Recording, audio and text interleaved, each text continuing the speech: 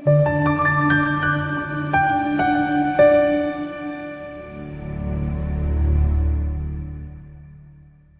uyaphila, ngiyathemba ke konke kuhamba kahle, uNkulunkulu sakulondile, uNkulunkulu sakubusisa. Ngiyathemba ke ukuthi ifiso zakho zonke ziyafezeka. Uma zingakafezeki, rest assured sizofezeka very soon. iBhayibheli lithi okungenzeki bantu kuNkulunkulu kuyenzeka. Okubalekile ukwazi ukuthi uNkulunkulu ukhona, uNkulunkulu phezu konke, elosinika amandla ngasonke isikhathi okufeze, kufanele sikufeze ngesikhathi sakho. Sibheka kudaba lamaphupho igama uXolani Enoki, upastor WeNingi. So besibheka la iphupho lika Nela Patronela, uthi sawubona pastor, uma uphupha abantwana bamawele, akachazi ke labantwana bamawele isilinganiso seminyaka ngoba kuhlukene ngokweminyaka, nangokobulili mhlawumbe futhi kungahluka kancane lapha nalapha. Kodwa nje in general uma uphupha la uthola amawele noma ubeletha amawele noma ke ubona izingane zamawele, lolu uphawu oluhle. Esikhathini esiningi luvame ukubika la isibusiso, lubika inhlanhla, libike namathuba aphindiwe ezayo empilweni yakho. Kanti futhi uma uphupha la mhlawumbe ubona izingane ezingamawele, lolu uphawu lungabe lubikeke mhlawumbe injabulo ezayo kuwena noma nje komunye umuntu osondelene nawe.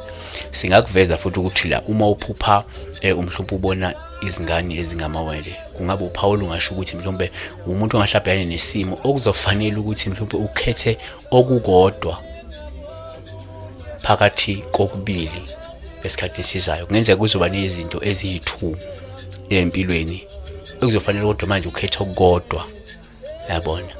Kanti asivale ngokuthi uma ke uphupha mhlawumbe ubona izingane ezingamawele, kungaphinde kube uphawu la osuke luchaza nje ukuthi mhlawumbe ey'nkingeni osuke ubhekene nazo, ey'ngqinambeni osuke ubhekene nazo, zikhona isombululo ezingahle zivele nje mhlawumbe ezimbili. Komunye kuba kanjalo ukuthi mhlawumbe uma kuney'nkinga kusho ukuthi very soon there are 2 solutions ongahle uwathole kuleyo nkinga obhekene nayo njengamanje noma inkinga ongahle ubhekane nayo, yabona. Kodwa ngaloko iphawu lihle kakhulu uma sikhuluma nje ngey'ngane ezingamawele isezingane. Ngale uma kungabantu abadala ukuphupha ubona amawele amadala, nakhona kungaphinde kusho la ukuthi mhlawumbe empilweni kungenzeka mhlawumbe unembangi, unomuntu oyimbangi, ongenzeka mhlawumbe ukubangisa mhlawumbe ngaba isikhundla emsebenzini noma ukubangisa into ethile noma ukubangisa kumlingani, kodwa kusuke kunaleyo mbangi ekhona empilweni yakho. Futhi mangokuthi mhlawumbe uphupha amawele amadala, ongenzeka mhlawumbe uma usebudlelwaneni ngenzeka kunomuntu oyimbangi yakho kulobo budlelwano, yabona. Kuyo ngathi lawo amawele esilisa, kusho ukuthi imbangi yakho yesilisa. Mangamawele esifazane, amawele lawo kusho leyo mbangi yakhe umuntu wesifazane osuke eyimbangi emkhakheni okuwona. Siyabonga uNkulunkulu ekulonde. Uma kusemakhulu sephinde wabuya namagezo enhlanhla ashaya emhlolweni. Uma ufuna ukuba nenhlanhla, uthandeke, uqame wedwa, uphinde uhlale nemali, zitholele umazibuthe igambe lingashaya eceleni. Ungaphinde usitholele iPure Charm, yona ke yokusiza ukususa isinyama, isuse isichitho, isuse namathunzi bese kwenza ibe nogazi.